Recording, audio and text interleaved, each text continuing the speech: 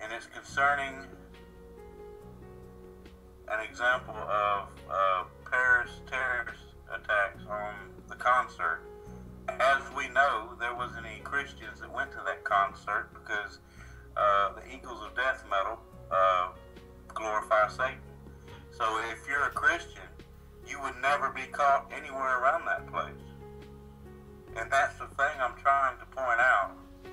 We are in the last days, described in Matthew chapter 25, starting at verse 32, which says, "And before him shall be gathered all nations, and he shall separate them one from another, as a shepherd divides his sheep from his goats.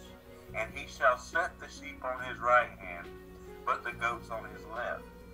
Then shall the king say unto them on his right hand, Come, ye blessed of my Father, inherit the kingdom prepared for you from the foundation of the world."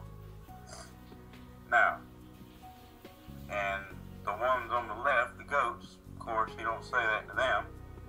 Now, this is the thing. We're in the last days. We're in the last days where God is separating the goats from the lambs. Think about white and black. When you mix them together, you get gray. Back in the 1950s in America, everybody claimed to be a Christian. Everybody, whether they were or not, they claimed to be a Christian. And nobody knew the difference between them being a Christian and being in the dark. Well, the Lord is eliminating the gray area. The light is pushing toward the light, and the darkness is pushing toward the dark. He's eliminating the gray area so that we know who we are, and they know who they are. It's either you are for Jesus and you are for eternal life, or you are a Christian, or you're not. You're of the world. You're of Satan. He's starting to push away the light from the dark, the light from the dark, so that we can shine out in the dark. Beloved, we're in those times.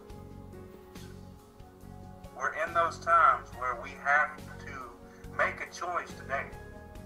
And I was reading my devotional for the day, and I got this revelation before I actually read the devotion.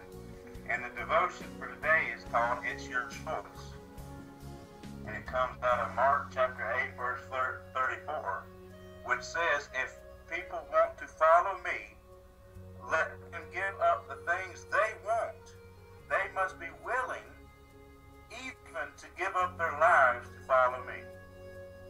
And then the devotion goes on to say, "On one side stands a crowd, jeering, baiting, and demanding. On the other side stands a peasant, swollen lips, lumpy eyes, lofty promise. One promise acceptance, the other a cross. One offers flesh and flash, and the other offers faith. The crowd challenges, follow us and fit in.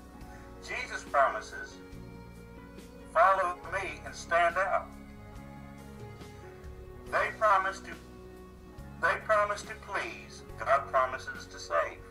God looks at you and asks, which will be your choice? Today is the day to make a choice. Today is the day to stand out. Like Jesus said, nobody lights a candle in Matthew chapter 5. Nobody lights a candle and puts it under a basket. They light the candle to light the house, the dark house.